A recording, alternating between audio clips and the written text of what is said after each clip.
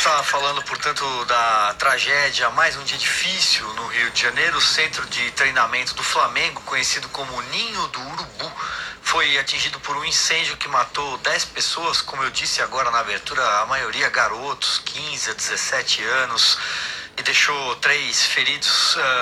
Não estava com a documentação regularizada, segundo informações do Corpo de Bombeiros do Rio de Janeiro. Segundo os bombeiros, o centro de treinamento não possuía o certificado de aprovação. Essa documentação atesta que a instalação está de acordo com a legislação vigente no que diz respeito a dispositivos contra incêndio.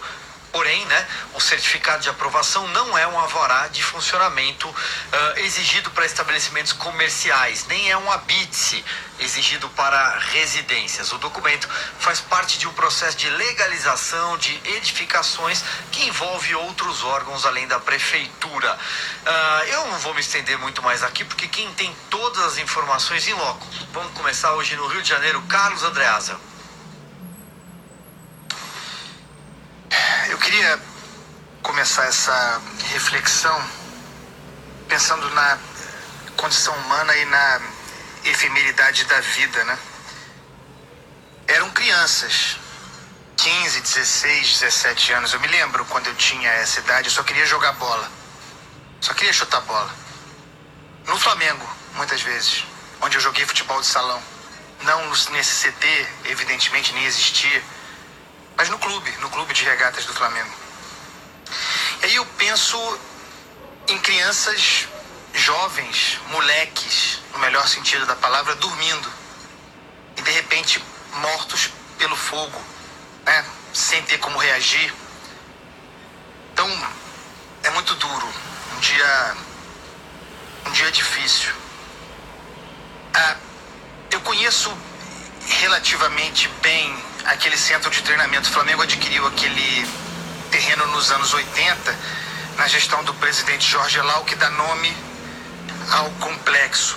E aquilo ficou abandonado, historicamente, uma promessa. Nos anos 2000, não sei precisar muito bem, começou a se preparar alguma coisa ali, fazer campos, e se montou uma estrutura provisória, modesta e, evidentemente, precária, para o uso do futebol profissional, através de containers mesmo. Então, os jogadores treinavam ali, os campos têm excelente qualidade, tinham naquela ocasião e tem até hoje, e quando o treino era em 2 períodos, eles descansavam nesses containers. E o refeitório era lá, e a sala de musculação era lá, e as entrevistas coletivas eram feitas nesses containers. São estruturas de natureza provisória. Elas não podem ser, por natureza, permanentes. Mas foram usadas durante muitos anos. Depois, recentemente, esse centro de treinamento foi muito modernizado, uma obra realmente extraordinária para o departamento de futebol profissional. Espetacular as instalações. E essa estrutura antiga, o velho CT, esses módulos passaram a ser usados pelas categorias de base. Há quem diga que a coisa estava em bom estado. Bom estado para um container. Esse é o ponto. A investigação criminal tem de ser feita, mas é claro que o Flamengo tem responsabilidade. São coisas diferentes. Culpabilidade e responsabilidade. Estou falando de responsabilidade direta. O presidente Rodolfo Landim foi bem nesse sentido, verbalmente. Assumiu a responsabilidade do Flamengo de maneira muito sóbria.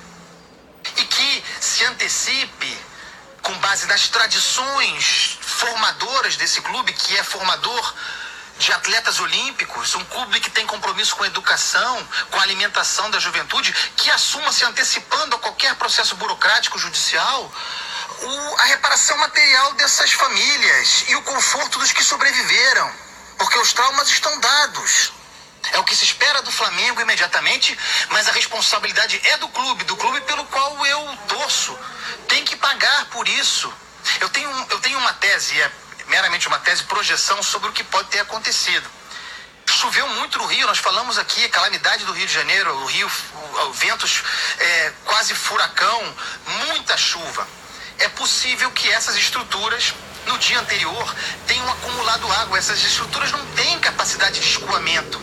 É possível, portanto, que água tenha entrado nesses containers e entrado nas instalações elétricas, porque, repito, são containers.